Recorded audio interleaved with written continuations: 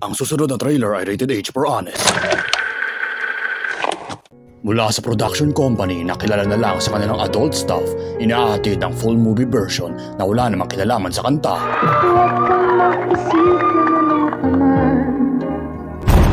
Maging sino ka man.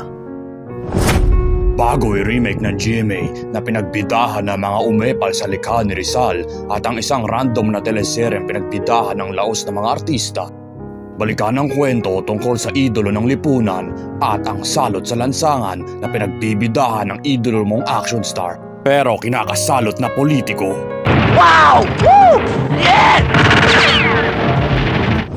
Ang hantungan na pelikula kung iniidolo nyo si Robin Padilla o kaya kung galit kayo kay Robin Padilla dahil palagi siyang tumba dito.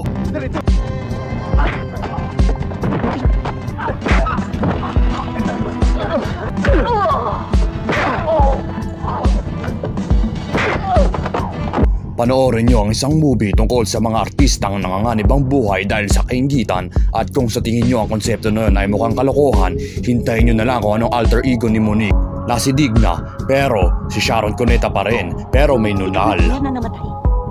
Uy, nakilala ko. Sabi naman niya, kamukha mo lang. Eh di kamukha mo lang, huwag ka nang maingay. Magsaya ang kaluluwa mo kung di yan si Monique ang nakikita ko. Dahil kung si Monique yan, naleche na ang buhay mo. Talaga? Namukhaan siya ng gusto lang sa kanya ay pera pero hindi yung mga malalaki niyang fan? Nagbalik yung shota ko, ayan o, si Monique. Nasa harap mo na yung may nunal at nasa dyaryo mo pa yung wala. Di mo pa rin namumukha na magkamukha sila? Balikan ang isang panahon kung saan halos lahat ng mga tao ay malalakas ang tama sa punto na literal na malalakas ang tama nila sa mga bagay.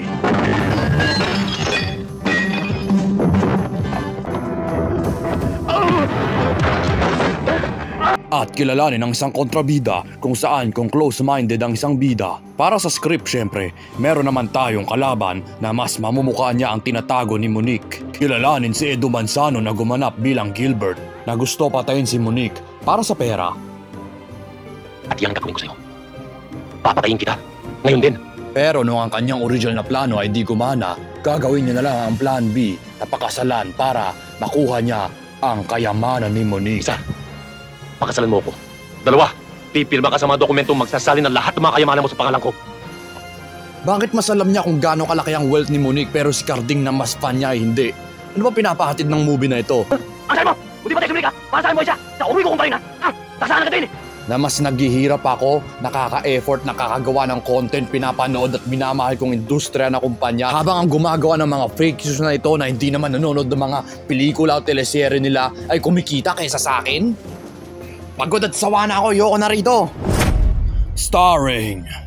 Ano? Binibenta mo yung sigaw mo? Fake Cuneta, Luis at Edu Manzano, and Val Iglesias Torture number 41. OnlyFans. Kung si David Licaco ay si Robin Padilla at si Barbie Forteza ay Sharon, edi dapat si Jack Roberto ay gaganap naman na Dennis Padilla.